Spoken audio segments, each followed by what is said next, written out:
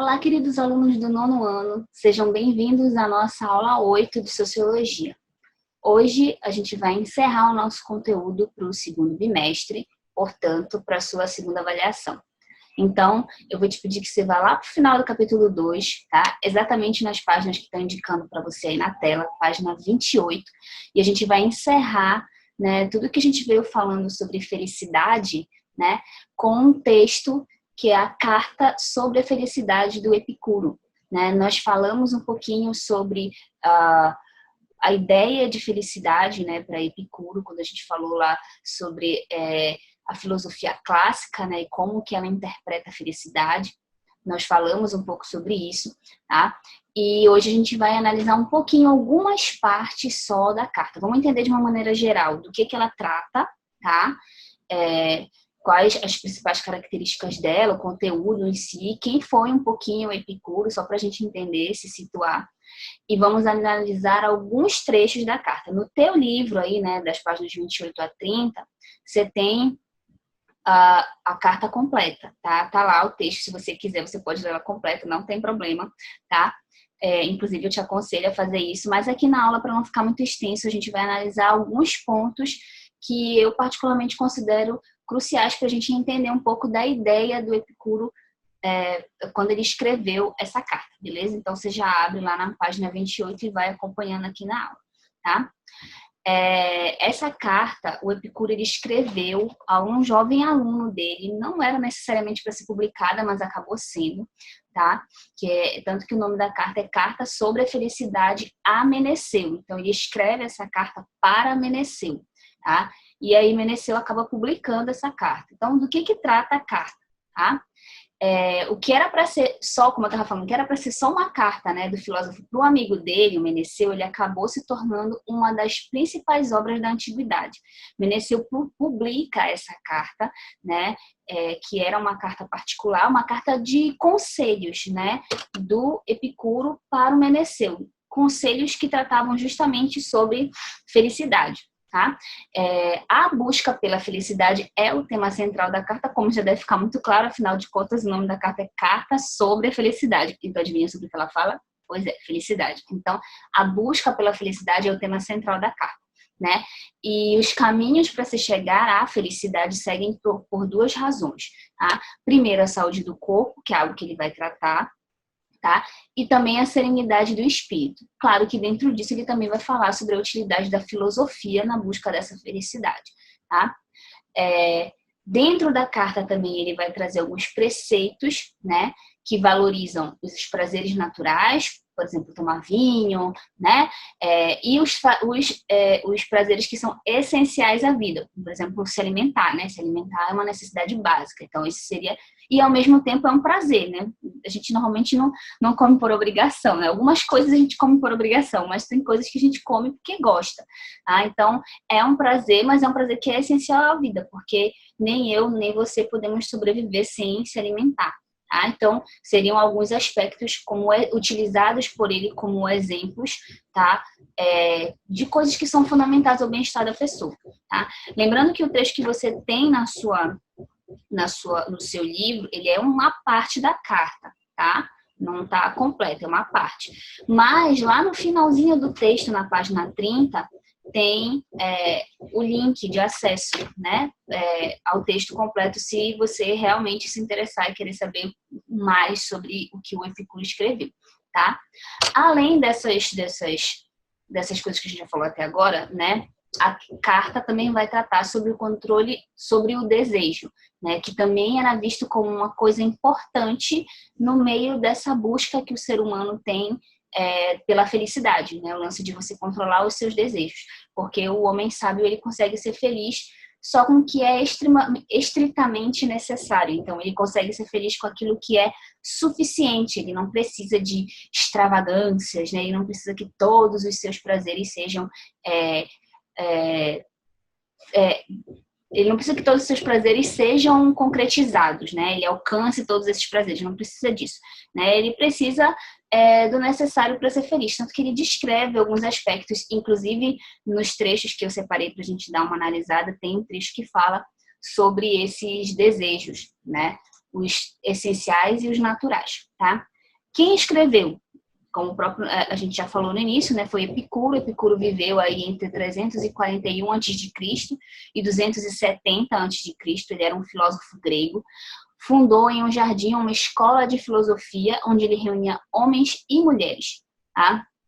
O ponto básico da doutrina do Epicuro, né, da doutrina filosófica dele, reside na teoria de que o prazer representa o bem, enquanto a dor representa o mal.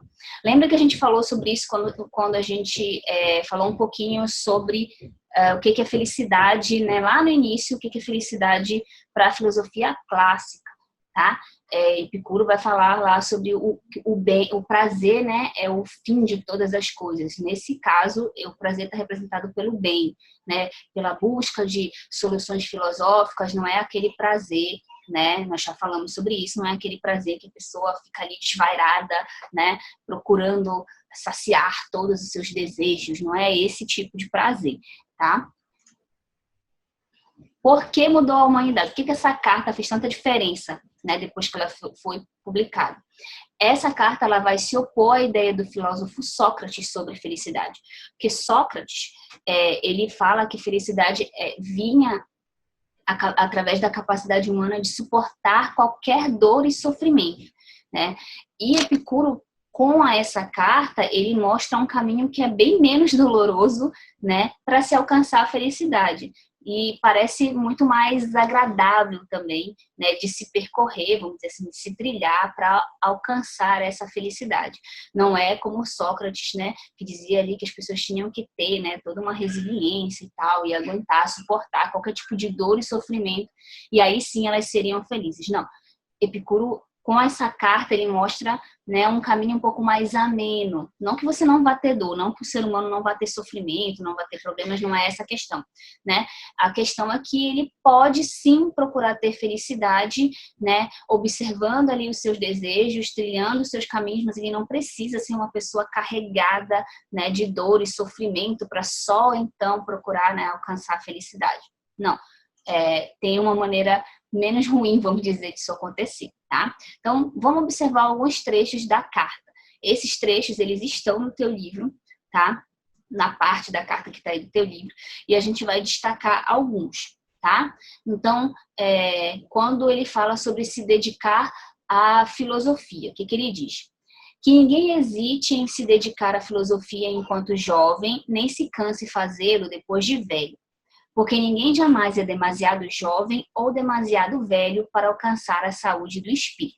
Ele já inicia a carta dele, né, propondo a Meneceu que nunca se é jovem demais ou velho demais para se dedicar à filosofia, né? Lembra que a filosofia é justamente, né, algo que te traz a razão, ao pensamento racional, crítico, sobre tudo, sobre você e sobre o mundo. Então, você nunca é jovem demais para isso, né? E nunca também é velho demais para isso. Por quê? Já que o propósito da filosofia é alcançar a saúde de espírito, né? Saúde do espírito, a sanidade, vamos dizer assim, do espírito, não tem limite mínimo ou máximo de idade para que uma pessoa procure fazer isso. Tá? E aí a gente tem a justificativa para isso, está no segundo trecho que eu separei para a gente, que fala justamente sobre a utilidade da filosofia. Tá? A filosofia é útil tanto ao jovem quanto ao velho. Para quem está envelhecendo, sentir-se rejuvenescer através da grata recordação das coisas que já se foram. E para o jovem poder envelhecer sem sentir medo das coisas que estão por vir. Então, daí, né, o fato dele considerar que ninguém é jovem ou velho demais para se dedicar à filosofia, para refletir, né, sobre si e sobre o mundo à sua volta. Tá? Mas, na verdade, as pessoas elas devem fazer isso justamente porque a filosofia traz esse meio que esse acalanto para a alma, né? Se você é jovem demais, quando você dedica, né, a sua vida, vamos dizer assim, à filosofia, tá? Você passa a envelhecer melhor, né? Você não tem medo das coisas que vão acontecer. E se você é velho, você acaba também se utilizando da filosofia para refletir e lembrar das coisas como elas eram. E até, de certa forma, rejuvenescer com isso. Então, nós temos aí, né, dois trechos interessantes e um complementa o outro, que é quando ele fala que não precisa ser, né, não precisa ter medo porque você é jovem, porque é muito velho para se dedicar à filosofia, né, e a utilidade da filosofia, que é justamente rejuvenescer o pensamento de quem é velho, né, e diminuir o medo de envelhecer de quem é jovem. Essa que é a questão, tá? Então, é bem interessante esse ponto de vista que ele tem. Outro trecho interessante que tem na carta é quando ele fala sobre a morte. Ele diz que a morte não significa nada. Tá? Vamos ver. Ele diz assim, então, olha a pessoa botando 2 vírgulas aqui, tá? Que a professora Carol não me veja fazendo isso. Então, o mais terrível dos males, a morte, não significa nada para nós. Justamente porque quando estamos vivos, é a morte que não está presente. Ao contrário, quando a morte está presente, nós é que não estamos. A morte, portanto, não é nada, nem para os vivos, nem para os mortos. A maioria das pessoas, ora fogem da morte como se fosse o maior dos males, ora a deseja como descanso para os males da vida. Então, ele diz que não se devia ter medo da morte, né? E tudo isso ele está justamente incentivando o Meneceu a buscar a felicidade, né? Então, primeiro, prestando atenção na importância que a filosofia tem na vida dele, né?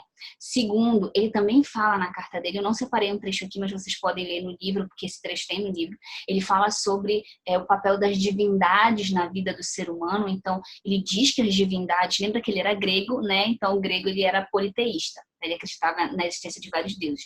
Então, ele diz que as divindades elas têm um papel importante na vida do ser humano, justamente porque delas vem a ideia de imortalidade, de bem-aventurança, de coisas boas, né? Então, o Meneceu sempre devia também respeitar as divindades e não tinha problema nenhum de acreditar nelas, muito pelo contrário, isso traria uma certa paz de espírito para ele também.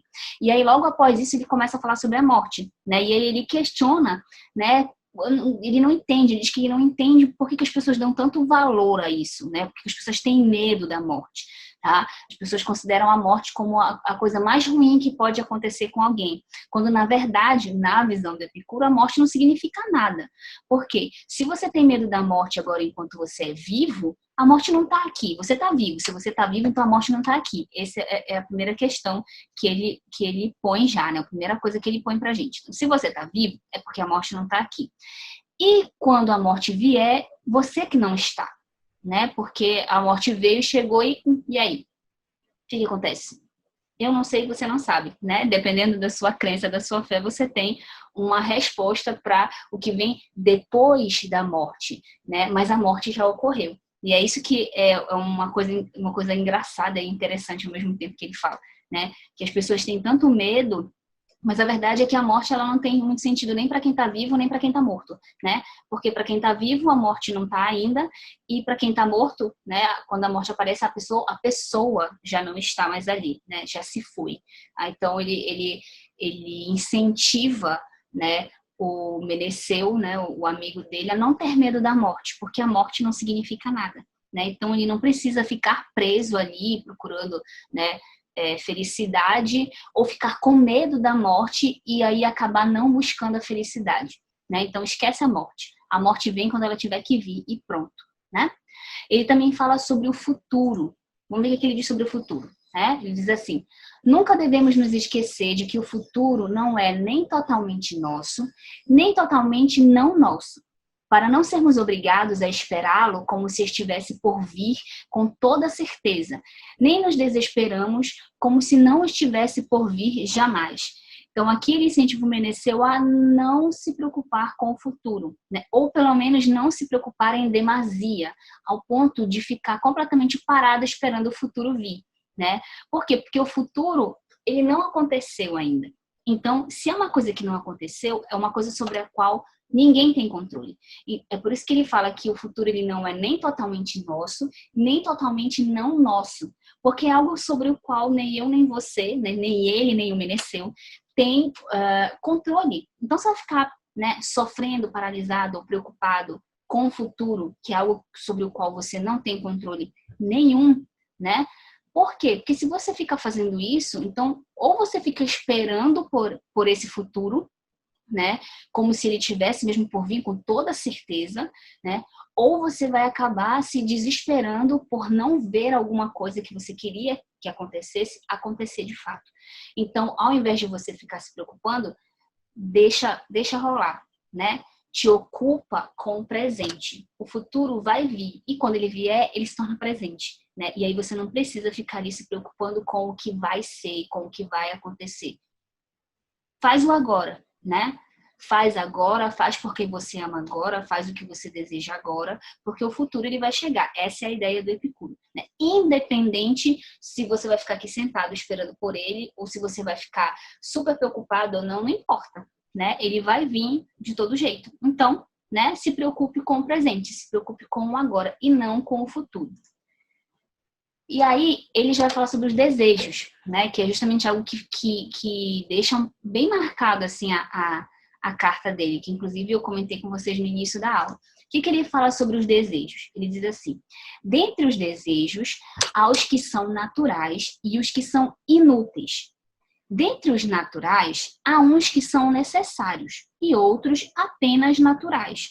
Tipo o exemplo, né, que eu te dei no início. Então, é natural alguém, por exemplo, gostar de beber vinho, mas não é necessário, né? Necessário é o quê? Comer, né? Se alimentar. Se alimentar é um desejo necessário. É um desejo que você tem. Eu tô com fome.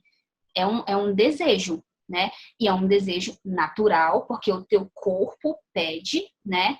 E é necessário, porque se você não comer, você desfalece, né? O teu corpo não consegue aguentar muito tempo, tá?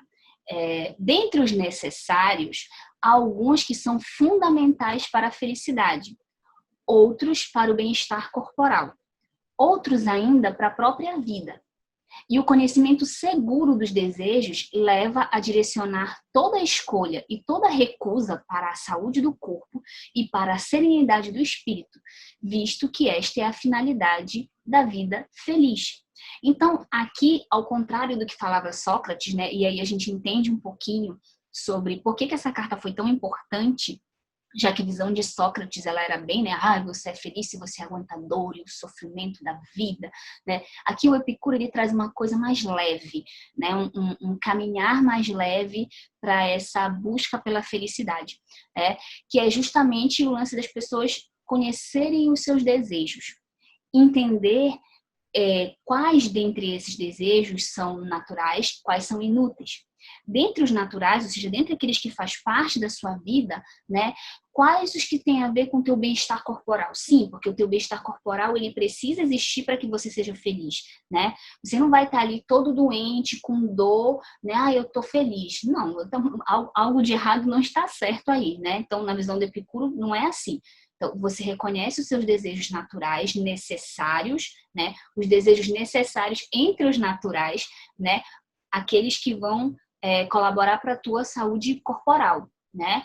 Percebe isso e corre atrás de sanar esses desejos. Mas também tem aqueles desejos que são essenciais, né? Para a tua sanidade de espírito, para a busca da tua própria felicidade, para manter a tua própria vida, né? Então, eu desejo um dia ser um bom profissional, né? Isso é bom para ti? Você sonha com uma carreira? Você tem vontade? Né? Então, corre atrás de sanar esse desejo, de concretizar esse desejo para que ele saia do campo do desejo e vire uma realidade. Eu tenho vontade de ter uma família no futuro, de formar a minha própria família. Né? Se nisso está fixo a tua felicidade, se esse é um desejo que dentro de ti você sente que é fundamental para a tua felicidade, então corre atrás de, né? Não de sair namorando todo mundo por aí, tá? Mas de ser uma pessoa de caráter boa, para que mais para frente você possa sim, né? Quando tiver idade, é claro, né? Formar a sua própria família. Então, aqui a gente percebe que é uma maneira realmente muito mais leve de se alcançar a felicidade. Ele não foca nos problemas, nos medos, nas dores, nos sofrimentos do ser humano. Ele foca naquilo que faz parte da vida do ser humano, né? Dos desejos dele. E por último, mas não menos importante, claro, né? O último trecho que eu separei para a gente ver, ele fala sobre a importância da prudência. Vou me apagar um pouquinho aqui para você poder ler, tá? Então, a importância da prudência. E o que ele fala sobre a importância da prudência? Ele diz assim, a prudência é o princípio e o supremo bem, razão pela qual ela é mais preciosa do que a própria filosofia. Foi dela que originaram-se todas as demais virtudes. É ela que nos ensina que não existe uma vida feliz sem prudência, beleza e justiça. E que não existe prudência, beleza e justiça sem felicidade. Porque as virtudes estão intimamente ligadas à felicidade. E a felicidade é inseparável delas. Então, Epicuro ele destaca aqui a prudência dentre as virtudes como a mais importante, né? Mais importante até do que a filosofia. Por quê? Porque a filosofia não necessariamente tira de si virtudes, né? Ela incentiva o ser humano a buscar as virtudes, mas ela não gera as próprias virtudes. A prudência não. A prudência, ela é dela que se originam todas as demais virtudes. E aí ele dá até o exemplo, né, da beleza e da justiça. Por quê? Porque ele incentiva o Meneceu, e aí não só o Meneceu, como todos nós, né, que hoje podemos ler a carta, a buscar sim a felicidade, mas nunca abandonar as virtudes por causa disso. É por isso que ele critica muito, né, quem se apropriou lá da ideia de que né, o prazer é o fim de todo homem, para dizer assim, então eu tenho que fazer tudo o que me dá na telha, eu tenho que fazer tudo o que eu tiver vontade, porque aí eu vou ser feliz. Não! Não é esse tipo de prazer, né? Por quê? Porque você não pode simplesmente abandonar a prudência, abandonar as demais virtudes só para ter os seus desejos realizados. Não, né? Os seus desejos, eles também precisam estar pautados em virtudes, porque do contrário, eles não vão fazer bem para o teu corpo, eles não vão fazer bem para a tua cabeça, né? Para a tua mente, eles não vão fazer bem para a tua vida. E se eles não vão fazer bem, eles não vão te trazer felicidade. Né? Ou vai ser uma felicidade tão curta, tão momentânea, que não vai valer a pena, né? E não é esse tipo de felicidade que o Epicuro traz, né? A reflexão, né? Quando ele escreve essa carta e manda para o Meneceu, certo? Então, a gente viu aqui um exemplo bem clássico, né? De busca sobre a felicidade. É uma carta muito legal de se ler, bonita mesmo, né? Se tu não tiver paciência de ler a carta toda, né? Lê pelo menos o trecho que está no teu livro. Eu te incentivo a ler pelo menos esse trecho, porque é bem legal para você refletir um pouco, né? Principalmente porque daqui a pouquinho você está no ensino médio e aí quando você piscar, você já, né, tá entrando numa universidade, tendo que tomar rumos diferentes na sua vida, e aí é bom você parar para pensar um pouco no que você deseja, né? Sempre aí sem abandonar a prudência e outras virtudes, beleza? Então, olha só, olha aí na descrição da tua aula, tá? Na plataforma, sobre quais são as atividades que você tem que fazer, tá? Na semana que vem a gente tem aula de revisão, ok? Para você se preparar para a sua prova, beleza? Então, se cuidem, fiquem com Deus e até a próxima.